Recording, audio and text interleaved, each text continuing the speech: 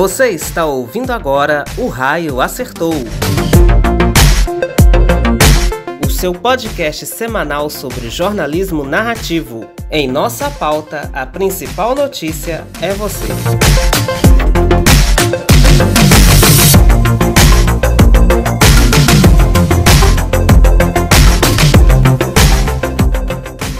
E aí, pessoal, estamos de volta com mais um O Raio Acertou desta semana. E nós estamos trazendo assim para o centro da nossa discussão um misto de política e amizade, amor e corrupção, vida pessoal e vida profissional, um pouco de fatos reais e ficção. Pois é uma mistureba, não é?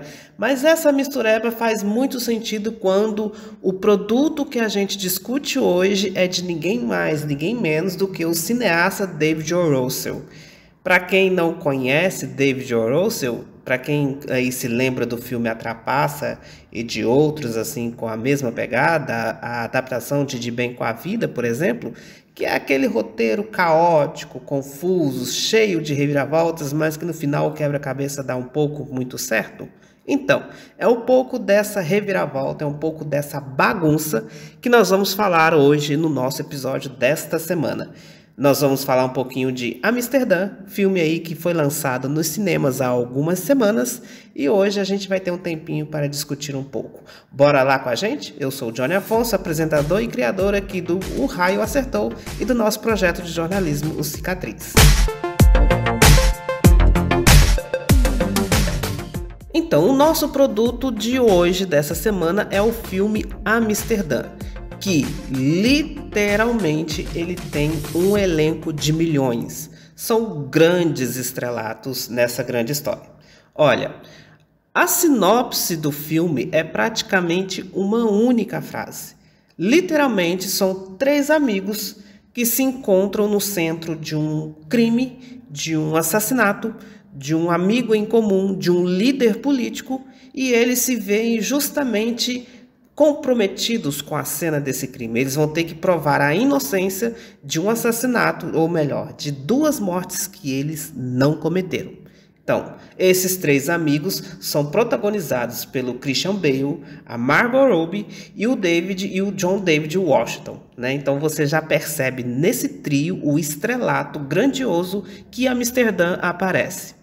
Ainda há uma outra confusão nesta cena.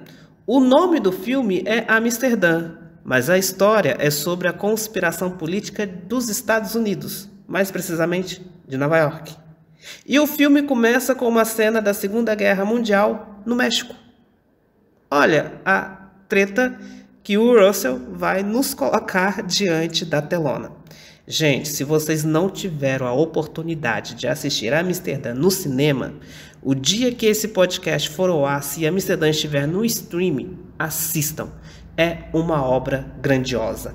É maravilhoso. E eu vou dizer para vocês por quê. Primeiro, o roteiro é maravilhoso. Ele não deixa pontas soltas. É um roteiro frenético, rápido. A gente se assusta nos primeiros minutos do filme, na medida que os personagens vão sendo apresentados com muita pressa. Dentro de poucas cenas você conhece uma legião de personagens e você os conhece muito bem com o básico de cada um. Você conhece o Burt, que é o ex-soldado do Bale, com 2 minutos e para você já é o bastante. Você conhece a Valerie, que é a personagem da Margot Robbie, com 2 minutos e é o bastante para você. Ela é uma enfermeira no fronte da guerra. Pronto, acabou. Que se diz francesa, mas aí depois você descobre que é mentira. Mas você não precisava dessa informação. Gente, Amsterdã é maravilhoso. E a gente ainda descobre que o roteiro de Amsterdã demorou 6 anos para ficar pronto. Eu, como roteirista ou como amante dos roteiros, eu amo roteirizar, amo escrever histórias, eu achava que eu demorava com os meus roteiros. Mas 6 anos para o roteiro de um filme grandioso como esse ficar pronto, então você já percebe que a história precisava ganhar as telonas, ela precisava ser contada. Então esse é o primeiro elemento que te convence a assistir o filme. O segundo é a paleta de cores e a forma como elas te transportam de Amsterdã para os Estados Unidos, da Europa para a América do Norte. A transição acontece com uma explosão e ausência de cores fantástica.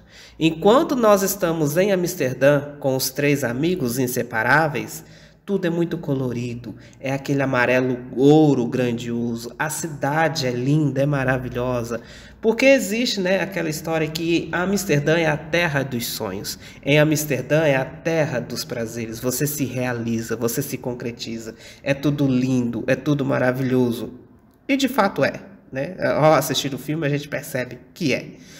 Quando a história, a narrativa muda de ato de Amsterdã para a América do Norte, você percebe como que as cores te transportam de uma forma muito rápida. A rapidez da câmera de Russell é fabulosa. Eu acho que nenhum de outro diretor tem a expertise, tem a rapidez, a velocidade que o Russell tem para te transportar de um continente para o outro numa única cena, simplesmente usando o artifício das cores. Não precisava de texto, não precisa. As cores para ele bastou. Quando você chega nos Estados Unidos, Nova York, na América do Norte, as cores desaparecem. Tudo é cinza, tudo é escuro, tudo é sujo, tudo é sem vida, sabe? A coisa se padece, fica pálido, fica morto.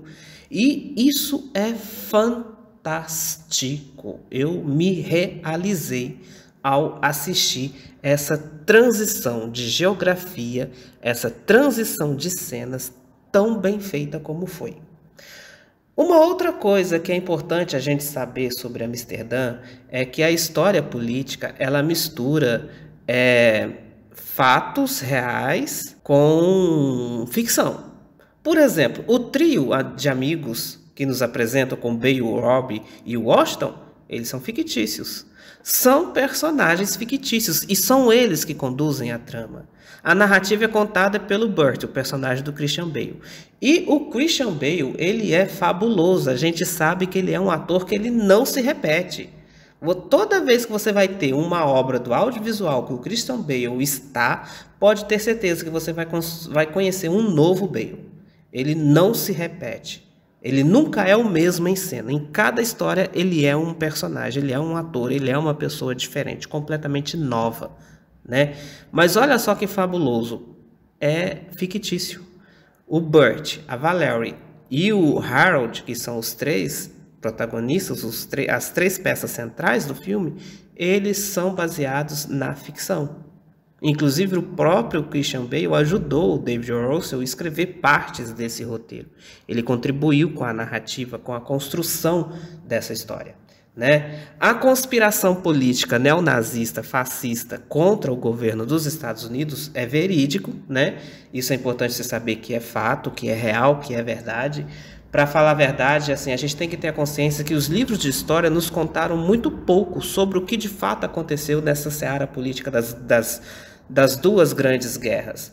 Que o que Hitler, que o Mussolini fez, nem se compara ao que os livros de história contam, né? Amsterdã não é a melhor obra para você saber disso, tá? Não se compara, não tenha nela o seu aparato histórico mais correto possível, não.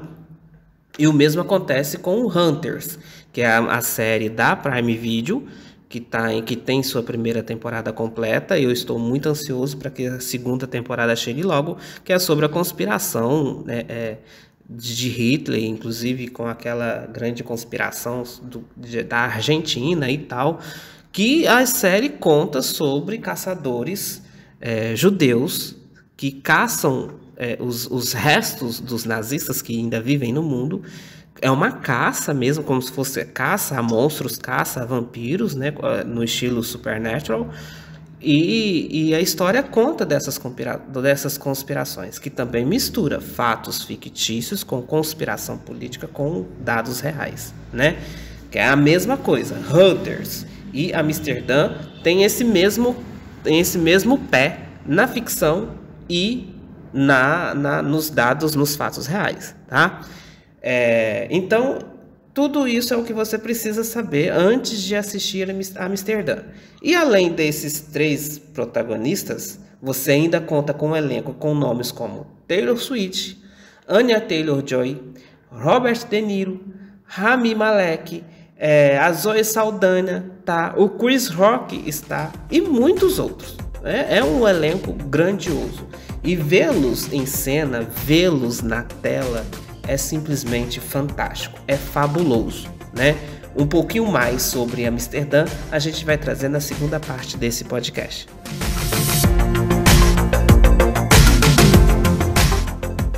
Então, eu não fiz na primeira parte aquela pergunta central do nosso projeto de jornalismo. Onde o raio acerta? E ele acerta onde falta humanidade. Olha, algumas pessoas nomeiam Amsterdã como um filme caricaturado e nomeiam com essa característica como um dado ruim, como um dado péssimo. De fato, Amsterdã não ganhou nem nas críticas e nem no público. E eu acho que isso se deve também um pouco sobre a respeito da sua divulgação. Amsterdã não teve assim uma divulgação, um marketing de peso, né? E eu ficaria triste, por exemplo, se o elenco não fosse ao Oscar, indicado ao Oscar, por exemplo. Eu acho que nas categorias técnicas e de filme, eu acho que não iria, a não ser por melhor figurino. Os figurinos de Amsterdã são maravilhosos. Os vestidos que a Anya Taylor e a Margot Robbie vestem são fabulosos. Os poucos segundos de cena da Taylor Swift também, ela também rouba a cena com seus figurinos. É maravilhoso. E a sua atuação também. Todas as atuações de Amsterdã são perfeitas, são eficazes. Elas cumprem com o papel que elas foram fazer ali em pouco ou em muito tempo de cena, né? O filme coloca em xeque algumas questões importantes para a nossa convivência social. A primeira é um pacto de amizade que o Burt, a Valerie e o Harold fazem lá no front, né, de concentração da guerra. E aí eles vão para Amsterdã, em Amsterdã, a terra dos desejos, dos sonhos, das alegrias e felicidades. Essa amizade se concretiza. É linda você ver a amizade que eles constroem. 2 ex-soldados que sobreviveram ao campo de batalha, junto com uma mulher que é enfermeira, que os ajudou a viver, a sobreviver, né? Os salvaram. O filme tem um tom cômico também maravilhoso. Às vezes ele é muito sutil, mas ele está ali e faz uma grande diferença. E junto desse pacto de amizade, você se depara com um contexto político egoísta, ambicioso e perverso. Porque quando a política e a ambição se dão as mãos, se unem suas forças, a perversidade toma conta da sociedade, da comunidade, das pessoas.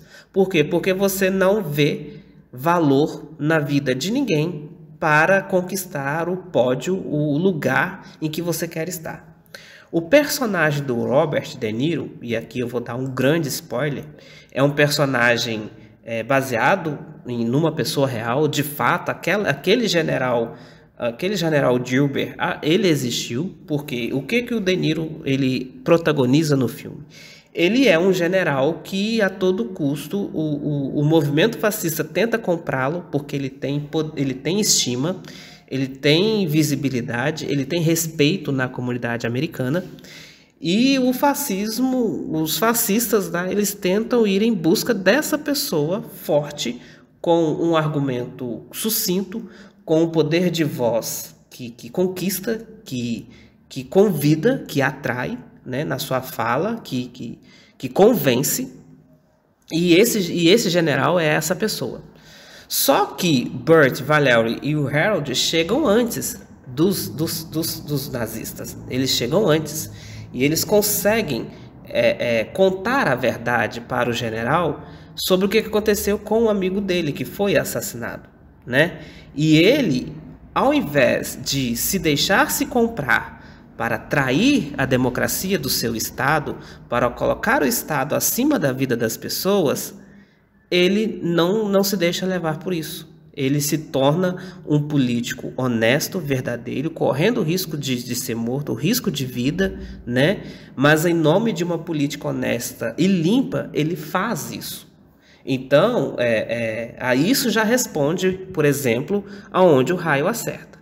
Então, assim, nós vemos de um lado um trio de amigos que lutam pelo seu país, que se veem no meio de uma encruzilhada porque eles correm o risco de ser preso sendo acusados de um crime que não cometeu, veem que um grande amigo em comum corre o risco de terminar a sua vida injustiçada porque foi assassinado, envenenado, e ele foi envenenado porque ele não se sujeitou às sujeiras políticas que estavam tentando dominar o país e o mundo naquela época. Então foi contra isso, né? Ele honrou com a ética, com a moral, e por isso foi morto. E o general do personagem do De Niro também tomou a mesma atitude. Ele não morreu, ele não foi morto, né? Porque ele tinha o poder daquele trio que estava do lado dele. Lembrando mais uma vez que os personagens de Bale, Robbie e Washington são fictícios, mas eles protagonizaram um círculo amigável, digamos que a presença deles, a criação deles estritamente para o filme teve a missão de colocar um elemento humano em toda a história corrupta e gananciosa e perversa daquele estilo político. Um estilo político que não visava o bem comum de todos, mas visava o bem comum de alguns brancos, de alguns da raça pura, de alguns brancos héteros e homens, né? Mulheres, negras e homossexuais, jamais participariam desse mundo construído por eles, né? Os personagens do Chris Rock e do John David Washington, por exemplo, os dois negros, né? Harold e o King, eles sofriam na pele o preconceito racial. O Harold era um advogado, mas um advogado que não passava credibilidade por conta da cor da sua pele, né? E isso é muito forte, isso é muito pesado, né? E com toda a sua elegância, com toda a sua energia caótica e com todo o seu humor, Amsterdã transmitia isso, né? Isso é maravilhoso. Então, ainda hoje, talvez, o raio acerta nesses pontos cruciais e nesses pontos que constroem as nossas relações humanas, né?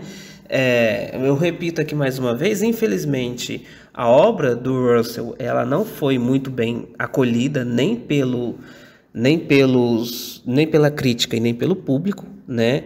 Essa história que tenta reproduzir um pouco do que aconteceu das décadas de 30, 40, ali na América do Norte, em Manhattan, Nova York, Estados Unidos, né?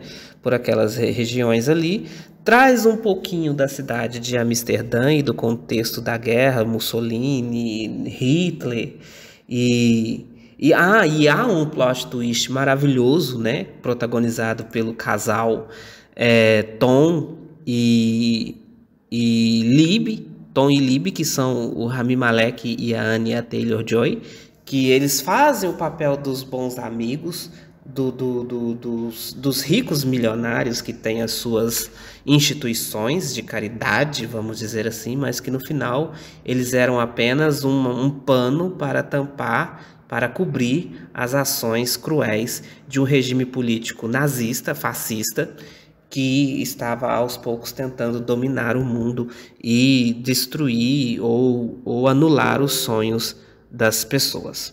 Então, esse é um pouquinho de Amsterdã, né? É bem rápido, assim como é o filme. Rápido não no tempo, porque o filme ele tem mais de 2 horas, se eu não me engano. Ele tem 2 horas e 15. Mas as coisas acontecem tudo muito rápido demais. Os personagens apresentados numa velocidade incrível que eu nunca tinha visto com nenhum outro cineasta. Foi o Russell o primeiro a me apresentar isso, né? E assistam Amsterdã e vamos sempre prestando atenção aonde o raio acerta nas nas nossas ações políticas de hoje, nas nossas estruturas políticas de hoje, tá? O raio acertou, o raio acerta onde falta humanidade. E no nosso jornalismo, a principal pauta é você. Obrigado por ter participado com a gente de mais um episódio, mais um podcast de O Raio Acertou. Nós nos encontraremos na próxima semana com mais um episódio. Até mais!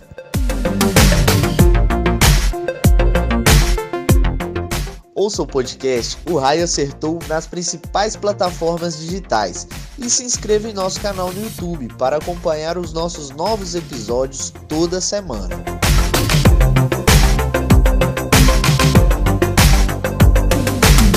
O Raio Acertou. Em nossa pauta, a principal notícia é você.